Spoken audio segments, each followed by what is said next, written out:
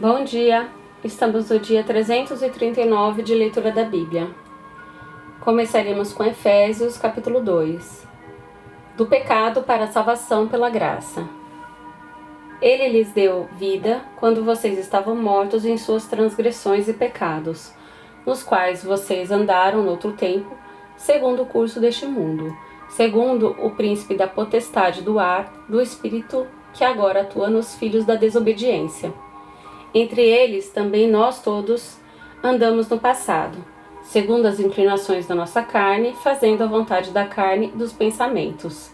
E éramos, por natureza, filhos da ira, como também os demais. Mas Deus, sendo rico em misericórdia, por causa do grande amor com que Deus nos amou, estando nós mortos em nossas transgressões, nos deu vida juntamente com Cristo. Pela graça vocês são salvos, e juntamente com Ele nos ressuscitou, e com Ele nos fez assentar nas regiões celestiais em Cristo Jesus. Deus fez isso para mostrar aos tempos vindouros a suprema riqueza da sua graça, em bondade para conosco em Cristo Jesus. Porque pela graça vocês são salvos mediante a fé, e isso não vem de vocês, é dom de Deus, não de obras para que ninguém se glorie. Pois somos feitura dele, criados em Cristo Jesus para as boas obras, as quais Deus de antemão preparou para que andássemos nelas. Os gentios e os judeus são unidos pela cruz de Cristo. Portanto, lembre-se de que no passado vocês eram gentios na carne, chamados em circuncisão por aqueles que se intitulam circuncisão, que é feita na carne por mãos humanas.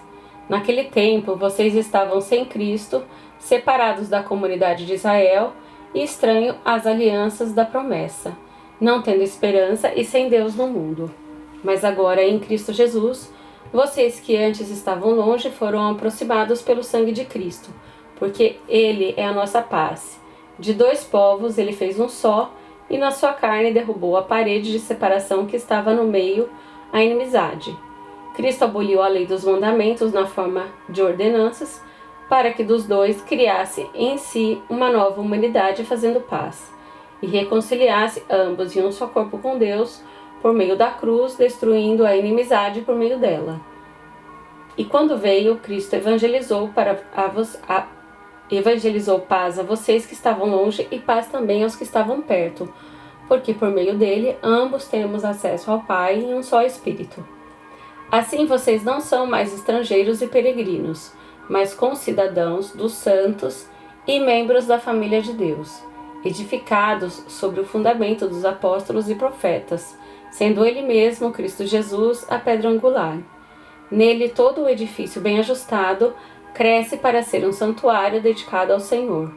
Nele também vocês estão sendo edificados junto com os outros para serem morada de Deus no Espírito. Ezequiel capítulo 6. Profecia contra a idolatria de Israel. A palavra do Senhor veio a mim dizendo: Filho do homem, volte o seu rosto para os montes de Israel e profetize contra eles dizendo: Montes de Israel, ouçam a palavra do Senhor Deus. Assim diz o Senhor Deus aos montes e às colinas, aos desfiladeiros e aos vales: Eis que eu mesmo trarei a espada sobre vocês e destruirei os seus lugares altos. Os altares de sacrifício serão destruídos, e os altares onde vocês queimam incenso serão quebrados. Farei com que os mortos caiam diante dos seus ídolos. Porei os cadáveres dos filhos de Israel diante dos seus ídolos, e espalharei os ossos de vocês ao redor dos seus altares. Onde quer que vocês morem, as cidades serão destruídas e os lugares altos ficarão em ruínas, para que os altares sejam destruídos e arruinados. Os seus ídolos sejam quebrados e extintos, os seus altares de incenso sejam eliminados, e as obras que vocês realizaram sejam desfeitas. Os mortos cairão no meio de vocês, e vocês saberão que eu sou o Senhor. Mas deixarei um resto, porque alguns de vocês escaparão da espada entre as nações quando forem espalhados por outras terras. Aqueles que escaparem se lembrarão de mim entre as nações para onde foram levados em cativeiro. Lembrarão como eu sofri por causa do seu coração infiel, que se afastou de mim, e por causa dos seus olhos que se prostituíram com seus ídolos. Eles terão nojo de si mesmo, por causa das maldades que fizeram em todas as suas abominações. saberão que eu sou o Senhor, e que não foi sem motivo que eu disse que lhes fariam este mal. Assim diz o Senhor Deus: contorça as mãos, bata os pés e diga: ah, por todas as terríveis abominações da casa de Israel, pois cairão a espada, de fome e de peste. O que estiver longe morrerá de peste, o que estiver perto cairá a espada, e o que sobreviver e for poupado morrerá de fome. Assim neles cumprirei o meu furor. Então vocês saberão que eu sou o Senhor, quando seus mortos estiverem estendidos no meio dos seus ídolos, ao redor dos seus altares e em todas as colinas elevadas e no alto de todos os montes, debaixo de todas as árvores frondosas e debaixo de todos os carvalhos espessos, lugares onde ofereciam suave perfume a todos os seus ídolos. Estenderei a mão sobre eles, e onde quer que estiverem morando, tornarei a terra em desolação, uma desolação desde o deserto até a Ribla, e saberão que eu sou o Senhor. Ezequiel, capítulo 7. O fim chegou. A palavra do Senhor veio a mim dizendo: Filho do homem, assim diz o Senhor Deus a respeito da terra de Israel.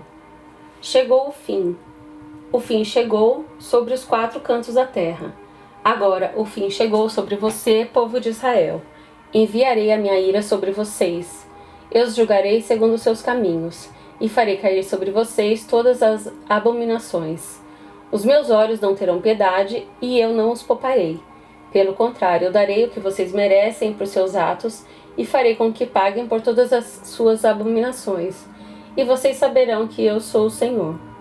Assim diz o Senhor Deus: calamidade após calamidade, eis que vem, chegou o fim.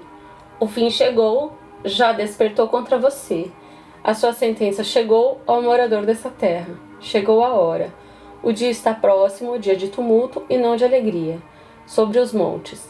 Agora, em breve, derramarei o meu furor sobre você, cumprirei a minha ira contra você. Eu os castigarei segundo os seus caminhos e os farei pagar por todas as suas abominações. Os meus olhos não terão piedade, e eu não os pouparei. Segundo os seus caminhos, assim os castigarei, e os farei pagar por suas abominações. E vocês saberão que eu sou o Senhor, sou eu que castiga. Eis o dia, eis que chegou.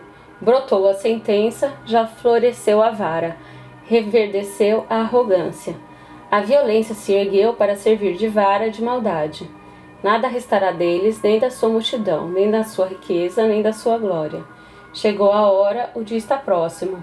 Quem compra não se alegre, e quem vende não se entristeça, porque a ira cairá sobre todos eles, porque o vendedor não tornará a possuir aquilo que vendeu, por mais que viva, porque a profecia contra todos eles não será revogada, e por causa da própria maldade ninguém preservará a vida. Tocaram a trombeta e prepararam tudo, mas ninguém vai à batalha, porque a minha ira cairá sobre todos eles. Fora está a espada, dentro a peste e a fome. Quem está no campo morre a espada, e quem está na cidade, a fome e a peste o consomem. Se algum deles fugirem, escaparem, estarão pelos montes, como pombas dos vales, todos gemendo, cada um por causa da sua maldade. Todas as mãos desfalecerão, e todos os joelhos se desfarão em água. Vestirão roupa feita de pano de saco, e o terror tomará conta deles.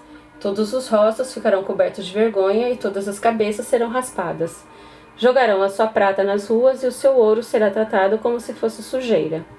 Nem a sua prata nem o seu ouro poderão livrá-los. No dia da ira do Senhor, eles não saciarão a sua fome, nem lhes encherão o estômago, porque a prata e o ouro foram o tropeço que os levou a cair em iniquidade. Dessas preciosas joias fizeram-se objeto de orgulho e fabricaram as suas abomináveis imagens e os seus ídolos detestáveis. Por isso fiz com que essas coisas se tornassem como sujeira para eles. Entregarei tudo isso nas mãos dos estrangeiros por presa, e aos ímpios da terra por despojo. Eles o profanarão, desviarei deles o rosto, e profanarão o meu tesouro. Ladrões entrarão nele e o profanarão. Prepare uma corrente, porque a terra está cheia de crimes de sangue, e a cidade cheia de violência. Trarei aqui as piores nações que tomarão posse das casas deles. Farei cessar a arrogância dos valentes. e os seus lugares santos serão profanados. A destruição está a caminho. Eles buscarão a paz, mas não haverá paz. Virá miséria sobre miséria, e um rumor após o outro. Buscarão visões de profetas, dos sacerdotes perecerá a lei, e dos anciãos o conselho. O rei estará de luto, o príncipe se vestirá de horror, e as mãos do povo da terra tremerão de medo. Vou tratá-los segundo a sua conduta e os julgarei pelos seus próprios critérios, e eles saberão que eu sou o Senhor. Isaías capítulo 40. Mensagem de consolo. Consolem, consolem o meu povo, diz o Deus de vocês. Falem ao coração de Jerusalém e anunciem que o tempo da sua escravidão já acabou, que a sua iniquidade está perdoada e que ela já recebeu em dobro das mãos do Senhor, por todos os seus pecados. Uma voz clama: no deserto, preparem o caminho do Senhor. No ermo, façam uma estrada reta para o nosso Deus. Todos os vales serão levantados e todos os montes e colinas serão rebaixados.